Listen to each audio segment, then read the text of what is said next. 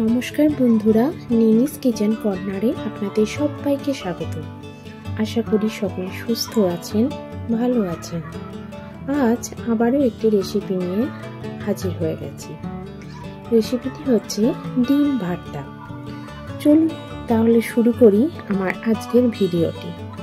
দেখুন, ডিম ভর্তা বানানোর জন্য আমি এখানে নিয়ে নিয়েছি ডিম, পেঁয়াজ কুচি, রসুন কুচি, লঙ্কা কুচি, আর নিয়েছি ক্যাপসিকাম কুচি, টমেটো কুচি, ধনেপাতা, টমেটো সস, আর নিয়েছি মেথি। দেখুন, এখানে আমি কড়াই গরম করে নিয়েছি। কড়াইয়ের মধ্যে অল্প আমি সর্ষের তেল দিয়ে দিলাম। এই তেলের মধ্যে আমি অল্প ফোড়ন দিয়ে দিলাম। এবার কেটে রাখা কুচনো পেঁয়াজগুলো আস্তে আস্তে দিয়ে দিলাম।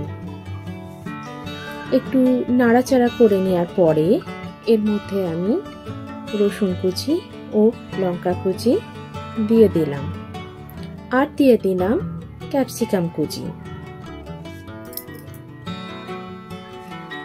একটু নাড়াচাড়া করার পরে এর মধ্যে আমি দিয়ে দেব অল্প একটু নুন, কাশ্মীরি লাল মির্চ। একটু নাড়াচাড়া করে নিলাম। এবার অল্প খানিকক্ষণের জন্য আমি ঢাকা দিয়ে দেব। 1-2 মিনিট পরে আমি ঢাকা খুলে নিলাম। দেখুন, পেঁয়াজটা হালকা ভাজা ভাজা হয়ে গেছে। এবার এর মধ্যে আমি কেটে রাখা কুচনো টমেটোগুলো দিয়ে দিলাম। এবার সাইডে সিদ্ধ যে ডিমগুলো ছিল সেগুলো আমি আস্তে আস্তে ম্যাশ করে নেব।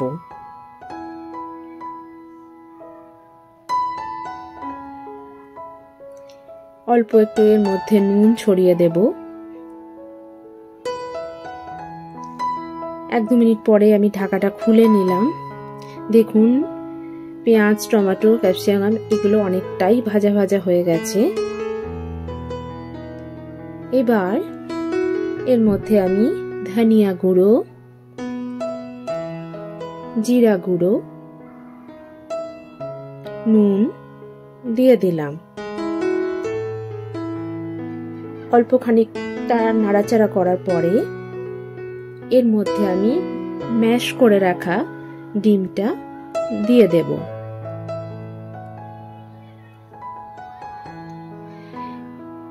একটু নাড়াচাড়া করে নেওয়ার পরে আমি ঢাকা দিয়ে দেব। একটু পরে ঢাকা খুলে নেওয়ার পরে এর মধ্যে আমি অল্প একটু জল দিয়ে দেব। জল দেওয়ার পরে আমি ঢাকা দিয়ে দিলাম। জাস্ট ফুটে উঠলেই আর ঢাকাটা আমি খুলে নিয়েছি। এর মধ্যে দিয়ে দিলাম টমেটো সস, মেথি আর ধনেপাতা। দেখুন, আমাদের ইয়াম্মি ডিম ভর্তা একদম রেডি। ভিডিওটি কেমন লাগলো জানাবেন। ভিডিওটি ভালো লাগলে একটা লাইক, কমেন্ট, শেয়ার করে দেবেন। সকলে সুস্থ থাকবেন, ভালো থাকবেন। নমস্কার।